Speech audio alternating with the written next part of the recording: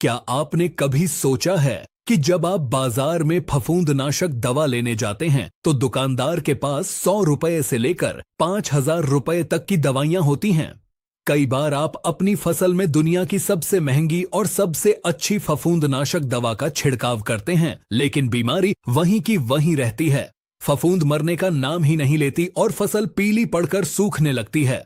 उस समय आप सोचते हैं कि शायद दुकानदार ने नकली दवा दे दी है या फिर मौसम खराब था, लेकिन असली कारण कुछ और ही है। सच तो यह है कि दवा एकदम असली थी, बस आपने गलत ग्रुप की दवा का चुनाव कर लिया था। अगर आप लगातार एक ही तरह की फफूंदनाशक दवा अपने खेत में डालते रहेंगे तो फफूंद उस दवा को पहचान लेती है और वह दवा फफूंद पर अपना असर दिखाना बंद कर देती है। इसके बाद आप चाहे कितना भी गहरा छिड़काव कर लें, दवा का कोई फायदा नहीं होगा।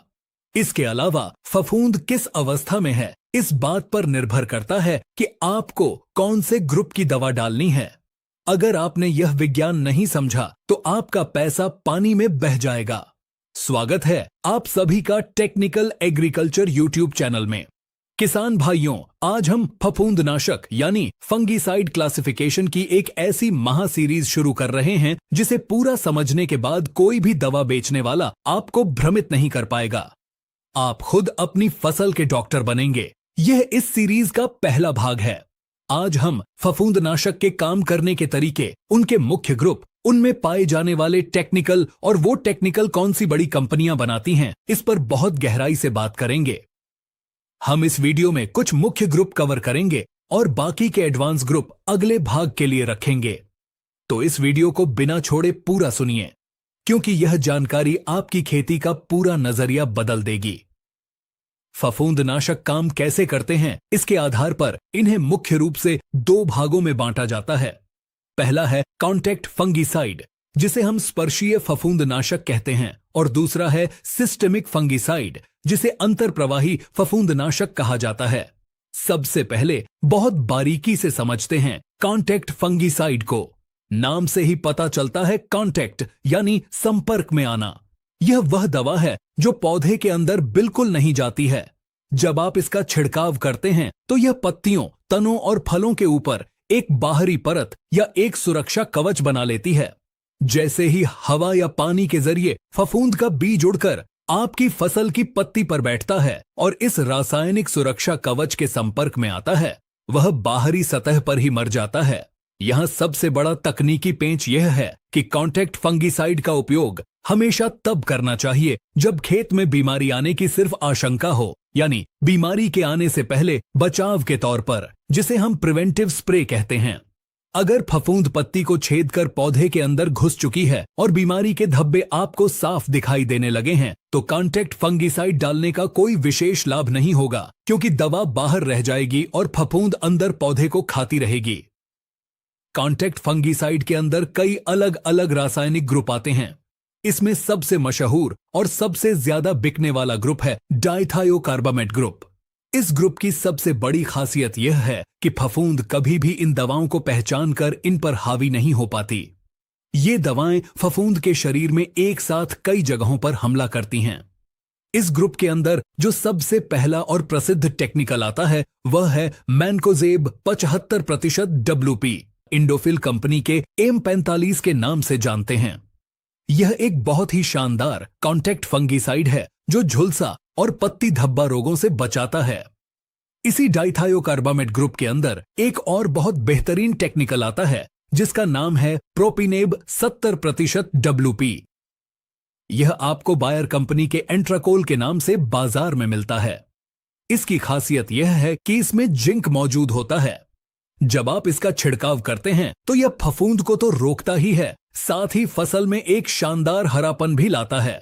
कॉन्टैक्ट फंगीसाइड में एक और बहुत पुराना लेकिन बेहद ताकतवर ग्रुप है जिसे हम कॉपर ग्रुप कहते हैं। इसके अंदर कॉपर ऑक्सीक्लोराइड 50% WP आता है, जो टाटा कंपनी के ब्लाइटॉक्स के नाम से बहुत मशहूर है। यह नीले रंग का पाउडर होता है। यह फफूंद के साथ साथ जीवाणु यानी बैक्टीरिया जनित रोगों को रोकने में भी बहुत कारगर है। अब हम बढ़ते हैं फफूंदनाशक के दूसरे और सबसे एडवांस प्रकार की तरफ, जिसे हम सिस्टेमिक फंगीसाइड कहते हैं। जब बीमारी पौधे के अंदर घुस जाती है तब हमें सिस्टेमिक फंगिसाइड की जरूरत पड़ती है। ये वो चालाक दवाएं हैं जो छिड़काव के कुछ ही घंटों बाद पत्ती के अंदर समा जाती हैं और पौधे के रस के साथ मिलकर जड़ों से लेकर नई निकलने वाली पत्तियों तक पूरे पौधे में फैल जाती हैं। अगर फफूंद पौधे के अंदर अपना घर बना चुकी है तो सिस्टेमिक दवा उसे अंदर से जाकर खोज कर मारती है। इसे हम क्यूरेटिव एक्शन या उपचारात्मक तरीका कहते हैं। सिस्टेमिक फंगिसाइड के अंदर कई अलग अलग टेक्निकल ग्रुप आते हैं जिन्हें समझना एक जागरूक किसान के लिए सबसे ज्यादा जरूरी है। सिस्टेमिक फंगिसाइड में जो सबसे बढ़ा, सबसे भरोसेमंद और सबसे ज्यादा इस्तेमाल होने वाला ग्रुप है वह है ट्राइजोल ग्रुप। ट्राइजोल ग्रुप की दवाएं बहुत ही अनोखे तरीके से काम करती हैं। जब फफूंद का विकास हो रहा होता है तो उसे अपनी कोशिका की दीवार बनाने के लिए एक खास तरह के रसायन की जरूरत होती है। ट्राइजोल ग्रुप की दवाएं फफूंद के उस रसायन को बनने से रोक देती हैं। जब फफूंद की कोशिका की दीवार ही नहीं बनेगी तो फफूंद वहीं की वहीं खत्म हो जाएगी। ट्राइजोल ग्रुप के अंदर कई शानदार टेक्निकल आते हैं। इसमें सबसे पहला नाम आता है प्रोपिकोनाजोल 25% ईसी का। धानुका कंपनी का जेरोक्स इसका एक बहुत ही बेहतरीन उदाहरण है। जेरोक्स का उपयोग रस्ट और ब्लाइट जैसी बीमारियों में बहुत शानदार परिणाम देता है। अगर धान की फसल में फॉल स्मट की बीमारी आ रही है तो वहां भी जेरोक्स का छिड़काव करने से यह बीमारी तुरंत रुक जाती है। इसी ट्राइजोल ग्रुप में दूसरा टेक्निकल आता है डाइफेनोकोनाजोल। यह आपको सिंजेंटा कंपनी के स्कोर के नाम से मिलता है। यह भी फफूंद के विकास को अंदर से रोकता है। इसके अलावा टेबुकोनाजोल 25.9% ईसी भी ट्राइजोल ग्रुप का एक बहुत मजबूत हिस्सा है जो बायर कंपनी के फोलिकुर के नाम से बाजार में मिलता है। और इसी ग्रुप में हेक्साकोनाजोल 5% ईसी भी आता है जो टाटा कंपनी के कंटाफ के नाम से जाना जाता है। आपको यह नियम हमेशा याद रखना है कि ये सभी एक ही परिवार के सदस्य हैं। अगर आपने एक बार जेरोक्स डाला है तो अगली बार फोलिकुर या कंटाफ डालने का कोई मतलब नहीं है, क्योंकि फफूंद इस पूरे ट्राइजोल परिवार को पहचान चुकी होती है। सिस्टेमिक फंगिसाइड में ट्राइजोल के बाद जो दूसरा सबसे ताकतवर और थोड़ा महंगा ग्रुप आता है वह है स्ट्रोबिल्यूरिन ग्रुप।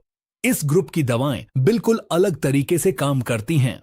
ये दवाएं फफूंद के माइटोकॉन्ड्रिया पर हमला करती हैं।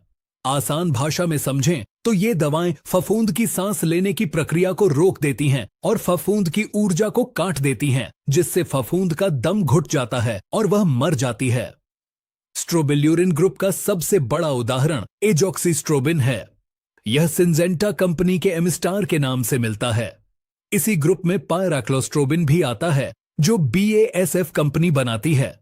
स्ट्रोबिल्यूरिन ग्रुप की खासियत यह है कि ये पौधे को लंबे समय तक हरा भरा रखते हैं और पौधे की उम्र बढ़ाते हैं।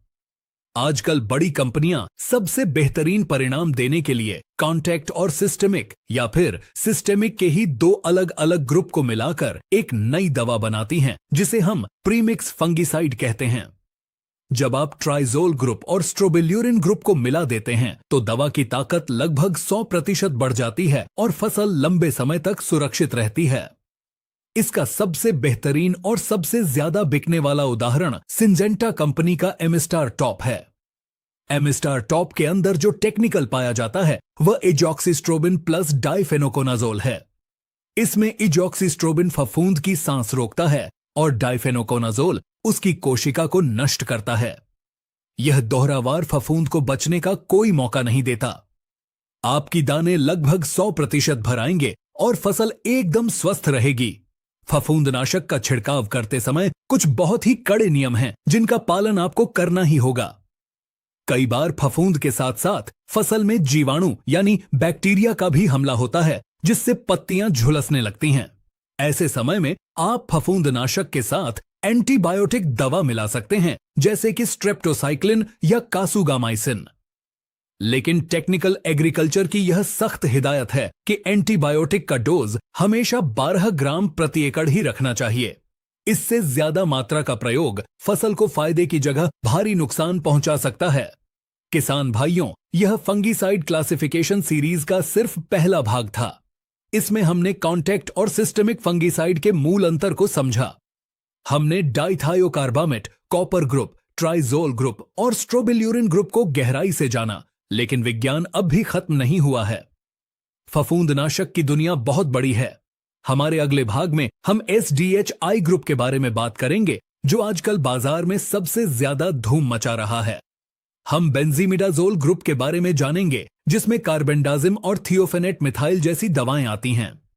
हम यह भी जानेंगे कि बीज उपचार के लिए कौन से ग्रुप की दवा सबसे अच्छी होती है और कौन से 2 फंगिसाइड को आपस में कभी नहीं मिलाना चाहिए। अगर आप खेती में नुकसान से बचना चाहते हैं और सही